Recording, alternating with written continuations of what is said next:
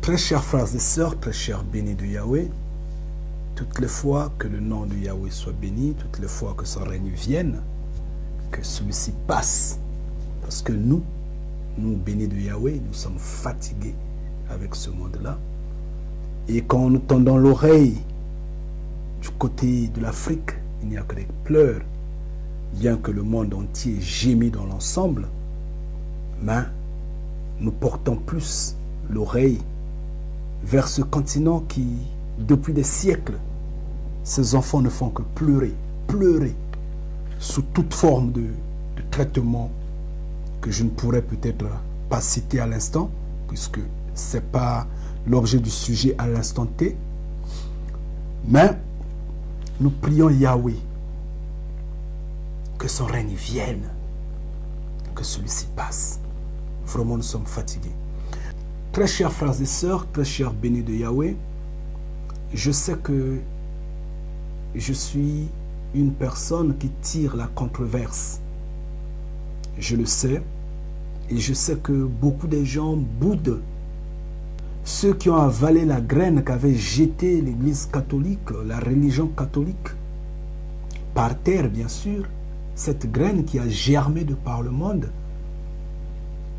Nombreux des pasteurs, des prêtres, et tout ce monde-là, ces frères qui se lèvent ça et là, qui s'opposent à ce que je dis.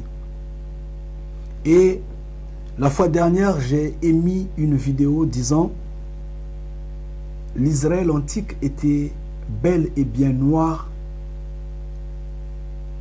et situé en Afrique. Cette vidéo avait soulevé la controverse. Les réactions sont venues de partout. Les gens ont boudé. Nombreux m'ont demandé d'apporter plus de preuves. C'est vrai que je n'ai pas de connaissances là-dessus. Je ne suis pas historien. Je ne perds pas mon temps à lire des tas de livres. Je dis, ça ce n'est que du bruit. En fait, lire ces livres-là, se concentrer dessus, pour moi, je ne dis pas que cela en est le cas pour vous, mais pour moi, ce n'est que le bruit qui vient des collines et des montagnes. Ce n'est que l'œuvre, en fait, ça donnait à l'œuvre des scribes. Et en fin de compte, ce n'est que vanité. Parce que la vérité est avec Yahweh. Et moi, je tends l'oreille vers Yahweh. Il me parle et il me guide. Quand j'ai émis cette vidéo-là, il y a eu des réactions qui sont tombées. Je n'ai pas pu supporter cela. J'ai réagi en demandant au béni de Yahweh, quiconque ne supporte pas ce que je dis, trouve que je suis en train de délirer, n'a qu'à prendre son chemin, parce qu'il est libre. Je l'ai dit dans une autre vidéo que j'ignore le titre. Je vous mets le titre à l'écran. Et j'ai continué de recevoir des réactions une fois de plus. Et je dis, mais ces hommes-là sont têtus. Quel est le livre d'histoire?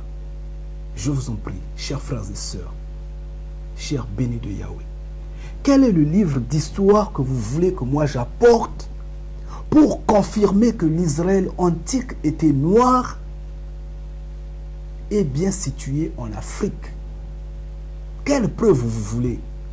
Si, franchement, vous laissez égarer par l'œuvre des scribes, c'est votre problème. Moi, je ne suis plus de ce côté-là. Je fais partie de ceux que Yahweh a ouvert les yeux.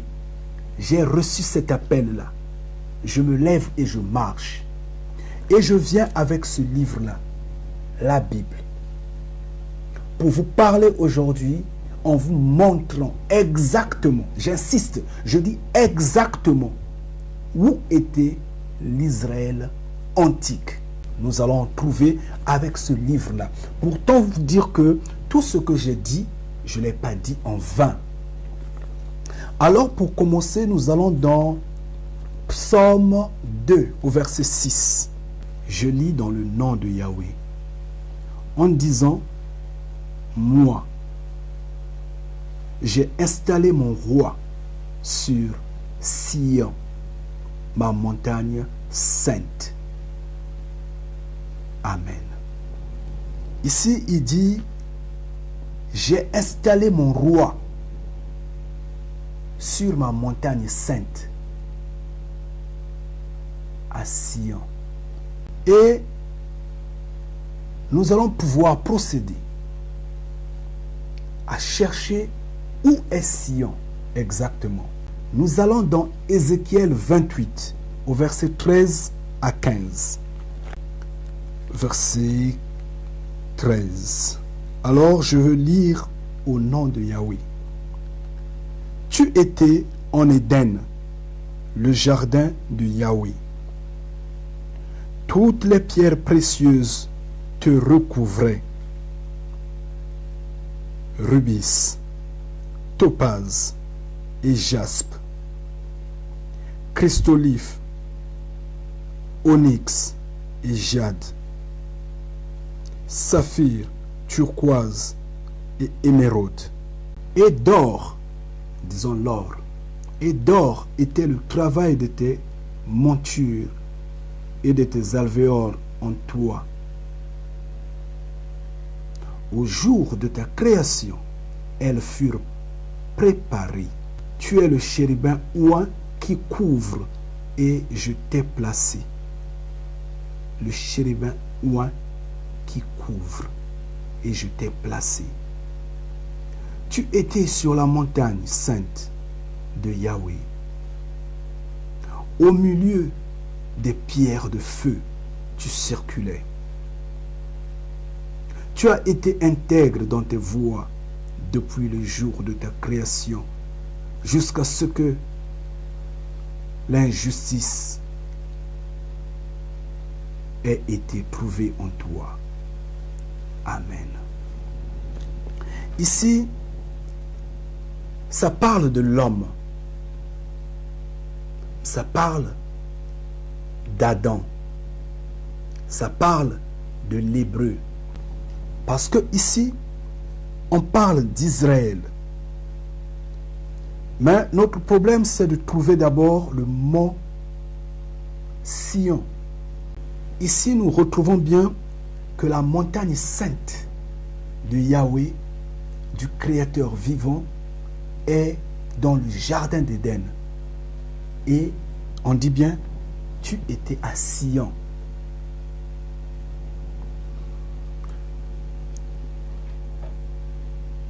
Et qu'est-ce que je pourrais dire là-dessus?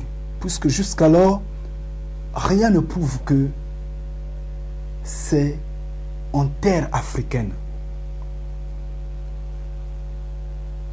Mais nous allons dans Révélation 14 au verset 1. Et nous voyons curieusement Yahushua HaMashiach debout sur le mont Sion, sur la montagne sainte de son Père. Là, il est debout avec 144 000 personnes. 144 000 élus, les premiers-nés. Ils sont tous debout. Et peut-être que cela ne nous convainc pas, parce que jusqu'alors, la montagne n'est pas localisée. Nous allons dans Ésaïe 2, au verset 2 à 4. Alors, je veux pouvoir lire au nom de Yahweh. Et il arriva sans faute, dans la période finale des jours, que la montagne de la maison de Yahweh s'établira solidement au-dessus du sommet des montagnes. Oui, elle s'élèvera au-dessus des collines et vers elle devront affluer toutes les nations. Vers ces montagnes-là, vers cette montagne-là, devront s'affluer toutes les nations. Oui, des peuples nombreux iront et diront, venez et montons à la montagne de Yahweh, à la montagne du Créateur vivant, le Créateur de Jacob, le protecteur de Jacob, et il nous instruira de ses voies. Et nous voulons marcher dans ses sentiers. Car de Sion sortira la loi et de Jérusalem la parole de Yahweh. Bien, je crois que je peux m'arrêter à ce point puisque déjà nous retrouvons la montagne de Sion à partir du verset 3. Donc, qu'est-ce que nous remarquons ici? C'est que la montagne est localisée, mais nous ne connaissons pas où est Sion jusqu'alors. Or, ce qui est intéressant, c'est que Yahweh dit dans Zacharie 9 au verset 14 qu'il viendra par l'ouragan du midi. Or, qui dit le midi, dit le sud. Qui dit le sud, dit donc l'Afrique. Maintenant, si on dit non, mais qu'est-ce qui te prouve que c'est l'Afrique? Alors là, je me tais. Je me tais un moment. Et je dis, mais finalement, donc, pourquoi Yahweh m'a ouvert la bouche? Pourquoi il m'a ouvert la bouche? Pourquoi en ce jour, alors que j'étais dans ce monde-là, en faisant des conneries comme je vois, je regrette ces frères que je vois, avec la cigarette à la main, la drogue, dans la prostitution, avec le vin, l'alcool, courant derrière le courant du monde. Pourquoi Yahweh ne m'a pas laissé aller dans la perdition?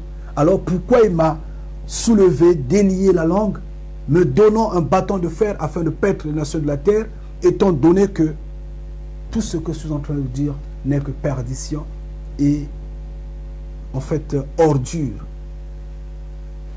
Si je suis en train de garer les gens, alors pourquoi sa volonté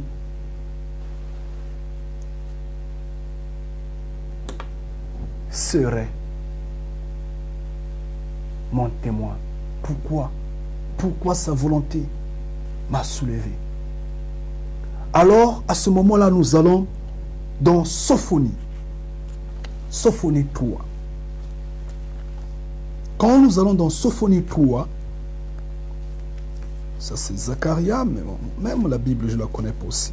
Je t'attends trop. Ah, Sophonie. Donc, quand nous allons dans Sophonie 3, nous allons au verset 10. Qu'est-ce qui se passe là-bas au verset 10? Bon, certains pourront commencer à partir du verset 9. Moi, je ne connais pas lire et je tâtonne. Je m'amuse. Donc, je lis au nom de Yahweh et je commence donc au verset 9 pour ne pas désobéir à ce que j'ai suggéré à peine. Car alors je changerai la langue des peuples, une langue pure, pour qu'ils invoquent tous le nom de Yahweh, pour qu'ils le servent épaule contre épaule. Et au verset 10, tendez bien l'oreille attentivement. Et là, vous allez dire, vous bénis de Yahweh, je vous en prie, vous allez dire encore que je raconte ce que je ne peux pas prouver. Ce livre-là est en train de vous prouver tout. Je vous le dis en vérité. Nous allons au verset 10. Écoutez bien attentivement. Il dit ceci. Au-delà de la région des fleuves d'Éthiopie, au-delà de la région des fleuves d'Éthiopie, ceux qui m'implorent à savoir, il insiste, à savoir la fille de mes dispersés m'apporteront un don. La fille de mes dispersés. Qui sont ces dispersés? C'est le peuple d'Israël. Ce sont les Hébreux. Ce sont les fils de Jacob, les fils d'Abraham. C'est dispersé. Et je dirais Amen. Il dit de la région des fleuves d'Éthiopie, au-delà des fleuves d'Éthiopie. Donc, à ce moment-là, où est l'Éthiopie? L'Éthiopie en Asie? En Amérique du Sud ou en Amérique du Nord? Ou peut-être en Europe, là-bas, là. N'importe quoi. L'Éthiopie en Afrique. Mais on ne s'arrête pas là. Ça va se confirmer. Nous allons dans Ésaïe 18. Oh, il est grand, Yahweh. Béni soit son nom. Franchement, il est merveilleux. C'est pas moi qui ai édité la Bible. Nous allons dans Ésaïe 18. Et c'est ici où il va mettre, comme je dirais, damer la pointe. C'est ici il va sceller tout. Et quiconque dira encore le contraire, celui-là, que Yahweh lui pardonne. En plus, il n'est pas lent, il a juste 7 versets. On pourra lire tous les versets, tout comme on pourra s'arrêter en chemin, mais également, on va commenter dessus. Et on va voir là où nous sommes maintenant. Yahweh est grand parce qu'il nous élève du jour au lendemain, il donne la connaissance et il révèle ce qui est caché. Parce que ce qui est caché lui appartient et ce qui est visible est à nous. Bien, mais quand on pleure, quand on demande au Père, le Père nous montre ce qui est caché. C'est lui-même qui l'a dit. Alors, je veux lire au nom de Yahweh. Ah, le pays des insectes ailés bruissants qui se trouve dans la région des fleuves d'Éthiopie. La région des fleuves d'Éthiopie. Auparavant, ils ont dit la région, en fait, au-delà de la région des fleuves d'Éthiopie. Là, on dit la région des fleuves d'Éthiopie. On n'en dit ce qu'on ne vient pas. C'est l'Afrique. C'est pas grave. On va. C'est lui qui expédie des envoyés par le moyen de la mer et par le moyen des bateaux. En fait, des bateaux de papyrus sur la surface des eaux. C'est vrai, les eaux peuvent être pris comme seraient des peuples, des populations, donc la population de la terre, comme les eaux également, comme serait en fait l'eau comme l'eau sur laquelle un bateau part. Néanmoins, on parle de papyrus ici, donc ça c'est le papier, non? Si je ne me trompe pas. C'est pas peut-être que ce que je dis, je tergiverse, comme tout ce que je dis ces derniers temps reste incompris. Bien, mais néanmoins, il dit par le moyen des bateaux de papyrus sur la surface des eaux, en disant, il dit ceci: allez messagers. Et là, c'est Yahweh qui parle, qui ordonne à ses messagers, qui dit allez messagers, comme il avait élevé Moïse, comme il avait élevé Enoch, comme il a élevé Ézéchiel, Isaïe, Jérémie, Yoshua Hamashiach, Simon Kimbangu. Et aujourd'hui, nous autres là qui nous levons, Yahweh ordonne, il dit allez messagers vers cette terre étirée, cette terre frottée. Mais est-ce que cette terre africaine n'est pas étirée?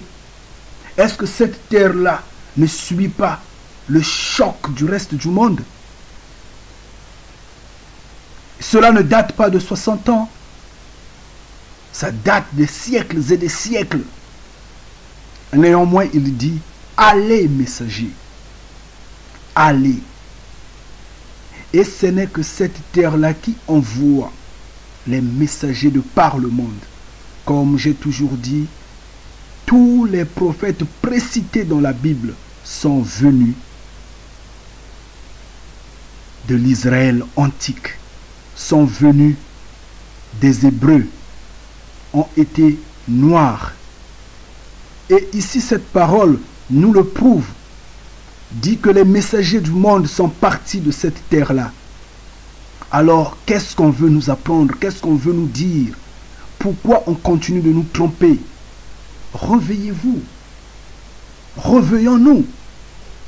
Regardons les faits en face. Et là, il dit, allez, messagers. Allez vers cette terre étirée. Et Yahweh sonne le corps. Et il faudrait écouter ce son-là. Il dit, allez, messagers rapides, vers une nation étirée et effroutée, vers un peuple redoutable en tout lieu, nation qui résiste aux efforts de traction et qui écrase, dont les fleuves ont emporté la terre. Mais quand nous voyons cette région africaine au-delà des fleuves d'Éthiopie, nous pouvons compter. Est-ce que quelqu'un peut compter le nombre de fleuves qu'il y a là-bas? Est-ce que quelqu'un peut compter le nombre des rivières, des ruisseaux qu'il y a là-bas? Ici, on dit que les fleuves ont emporté la terre. Là, nous sommes au verset 2 encore. Et nous allons au verset 3. Il dit ceci. Vous tous, habitants du sol productif, et vous qui résidez sur la terre, vous verrez un spectacle comme lorsqu'on lève un signal sur les montagnes. Sur les montagnes. Et vous entendrez un son comme lorsqu'on sonne du corps. Est-ce que ce que nous disons n'est pas nouveau? Est-ce que ce que nous disons n'étonne pas les gens? Nous sommes venus d'où? N'est-ce pas de cette région d'au-delà de l'Éthiopie? Oui, c'est vrai que nous ne parlons pas tous le même langage. Il y a encore quelques divergences entre mon frère Nkembo Yahambi et moi. Il y a encore quelques divergences entre moi et je ne sais qui encore, que je ne connais pas encore. Mais tous, nous regardons vers le même point. Tous, nous avons reçu le même message. Mais peut-être est-il que la lumière n'a pas encore apparu totalement. En une seconde. Parce que, en ce que je sache, par rapport à mon expérience, de la façon dont Yahweh m'enseigne, de la façon dont Yahweh enseigne les bénis de Yahweh, nous allons progressivement, petit à petit, il nous ouvre. Quand nous avions commencé à parler de ce message-là, il était loin de parler que l'Israël antique était noir. Il était loin de dire que non, l'Israël antique était basé en Afrique. Il était vraiment loin. Yahweh nous a appris à se dévoiler lui-même, à montrer qui il est. Et petit à petit, il ouvre ce qui semble être des clous. Et aujourd'hui, nous sommes à ce stade-là. Oh, c'est loin là où nous venons. Franchement, La fois dernière, j'étais sur Internet, j'ai regardé la première vidéo postée. Je me souviens de cette interview-là avec mon frère Alain Salah. Oh là! Non, je ne pouvais plus m'en revenir. Nous venons de loin. Mais Yahweh nous fait grandir de son Esprit Saint. Et la différence est que par nous, bénis de Yahweh, par ma bouche, Yahweh a révélé ce qu'il est, sa nature physique, ses émotions, sa manie d'agir, de réagir. Et c'est vrai qu'il est grand, il est infiniment grand. Et je ne peux pas dire que ce qu'il a montré, c'est ce qu'il est. Totalement, non. Parce que même votre enfant, vous ne le connaissez pas. Combien de fois lui qui est le Père si glorieux. Mais néanmoins, il a dit et il a montré certaines choses. Ces choses ont été cachées et le Vatican en connaît. Et c'est là la petite divergence entre certains de mes frères et moi, eux qui me reprochent malheureusement en vain parce qu'ils ne savent pas, ne connaissent pas la vérité en réalité. Ils sont encore en train de mâcher la graine que le Vatican, que l'Occident, par le souffle du diable, avait jeté par terre. Et cette graine qui a germé sur terre, qui a envahi les couches sociales, toutes les couches sociales de la terre, que le Créateur de l'humanité, esprit omniscient, omniprésent, un esprit. Ça, c'est n'importe quoi. À la différence avec ce que nous disons, que le Créateur de l'humanité est un être humain, ayant du sang, de la chair, ayant des émotions. Et nous le prouvons par la Bible, bien que le Vatican a mis des clous, des versets bibliques qui semblent montrer que le Créateur de l'humanité est un esprit.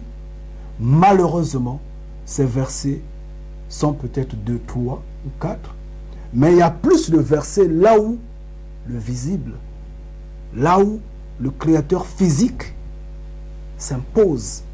Et donc, eux-mêmes, ils glorifient la démocratie. En démocratie, c'est la majorité qui gagne.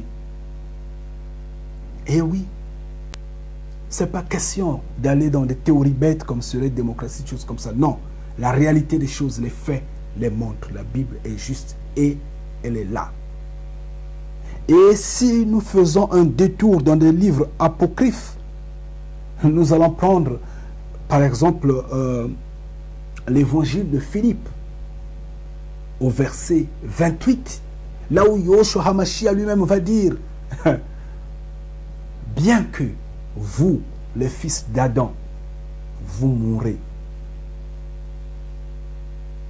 mais vous êtes nombreux. » Combien de fois les fils des hommes qui sont dans les cieux, ceux-là qui naissent sans cesse et ne meurent jamais, naissent sans cesse et ne meurent jamais, naissent, ne meurent jamais. Alors il faudra réfléchir. Bien, maintenant, si vous allez en doute, oui, continuez de douter. Comme j'ai toujours dit, continuez de douter. C'est la vérité, ça vous dépasse, ça vous gratte, ça vous dérange, ça vous démange.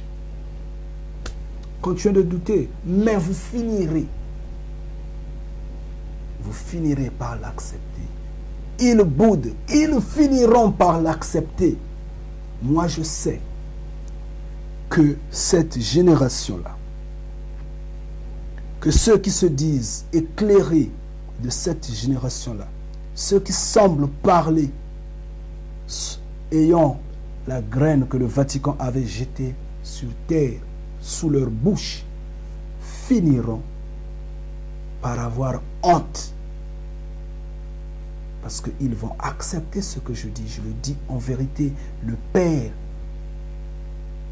m'en a donné le mandat de parler. Parce qu'en fait, ce sang du corps-là, je disais, est nouveau. Ce sang-là, il est nouveau. On appelle à la repentance. Repentez-vous. Donc, je peux déjà m'arrêter à ce verset 3 là. Je peux déjà m'arrêter là. Parce qu'en fait, la région est déjà définie. Ce qui était important pour moi, c'était de définir la région. Parce que moi de même, malgré ça, j'ai demandé à Yahweh de m'éclairer, de m'apporter plus de lumière. Et le Père dit, fils, tu es un peu trop idiot. Pourquoi tu t'en soucies de ceux qui se lamentent? Dis et passe. J'ai dit et je suis passé. Mais cette confirmation est tombée aujourd'hui. Et si l'on va dans Ézéchiel 28, à partir du verset 16, Yahweh invoque les raisons qui ont fait que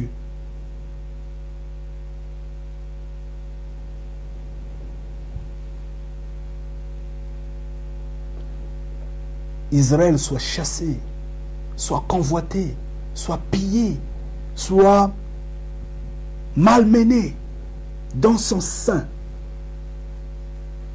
Tout le monde a convoité cette terre-là. Et d'où je dirais que le jardin d'Éden était en Afrique. Et c'est une bénédiction pour les Africains. Parce que la région d'au-delà des fleuves d'Éthiopie est bien définie. Quiconque dira, mais c'est l'Afrique centrale. Quiconque dira, mais c'est l'Afrique centrale et l'Afrique australe. Donc, tout ce sud-là. Certains le diront. C'est clair. Ce n'est pas moi qui le dis, c'est la Bible qui le dit. Alors, chers frères et sœurs, chers bénis de Yahweh, nous allons taire ce sujet-là. Je vous en prie, nous allons boucler ce sujet aujourd'hui. Stoppez avec vos questions, vos lamentations, à vouloir vous prouver. Il n'y a rien à prouver à ce moment-là. C'est dans la Bible, tout est clair. Si vous continuez de regarder du côté du Proche-Orient, je vous dis, ça, ce n'est que l'œuvre des scribes.